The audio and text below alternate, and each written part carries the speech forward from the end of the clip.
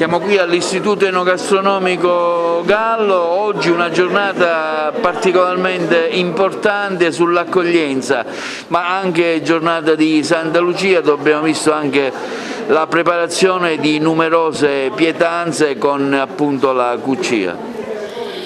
Sì, in un momento storico dove i ragazzi sono rimasti chiusi per tanto tempo nelle loro case a fare didattica a distanza, didattica in remoto, stamattina volutamente i ragazzi ci hanno chiesto che volevano stare assieme e noi con le regole anti-Covid li abbiamo li abbiamo accontentati, in quanto i ragazzi hanno tanto desiderio di vivere assieme agli altri ragazzi. Quindi stamattina, perché abbiamo scelto la giornata di Santa Lucia?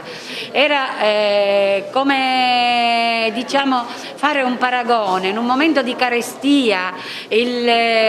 Abbiamo avuto a Siracusa l'abbondanza, speriamo di avere questa abbondanza di rapporti umani, perché i ragazzi con i rapporti umani crescono in umanità, in fraternità, in socialità. I ragazzi sono stati perfetti nella preparazione e perfetti anche nella degustazione, in quanto i ragazzi, attraverso le regole che la scuola si è imposta per evitare i contagi, stanno lavorando e stanno assaggiando tutto quello che è stato prodotto da loro, proprio per vivere questo momento in simpatia e in comunicazione sociale. Sono venuti anche i ragazzi del Nautico di Porto Empedocle proprio per dire: la scuola accoglie tutti, speriamo che il Covid i numeri calino e alla fine questi ragazzi possono fare altre manifestazioni dove stanno insieme. Oggi giornata di Santa Lucia, avete preparato tantissime pietanze relativamente proprio alla cuccia, se brevemente ce ne illustra qualcuno, chef. Allora, noi abbiamo preparato diverse tipologie di cuccia.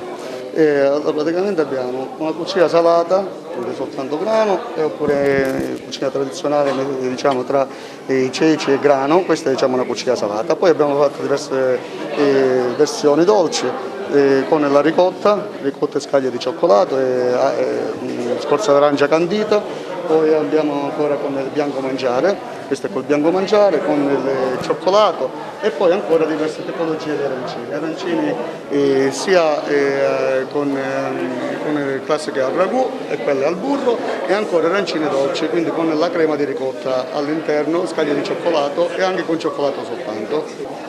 Ecco, la cuccia quanto è importante anche da un punto di vista nutrizionale? Peccato che si mangia soltanto una volta l'anno come tradizione, però in realtà essendoci l'abbinamento proprio in questo caso di ceci, quindi di cereali e legumi, sicuramente può essere un grande piatto perché si costruiscono le proteine cosiddette nobili, potrebbe sostituire la carne, naturalmente consumando quella salata, quella dolce non tanto perché da evitare più che altro per un problema nutrizionale. Professor Iacono Manno Antonello, allora oggi è una giornata importante anche per i ragazzi, per la preparazione della cuccia nella giornata di Santa Lucia, si vuole dare anche questo messaggio di apertura post pandemia?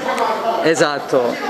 Abbiamo cercato di mantenere e portare avanti le tradizioni ed è stata un'opportunità per rientrare a lavorare in laboratorio e quindi permettere ai ragazzi di potersi adoperare e far diventare questo giorno importante anche un giorno di festa da trascorrere assieme.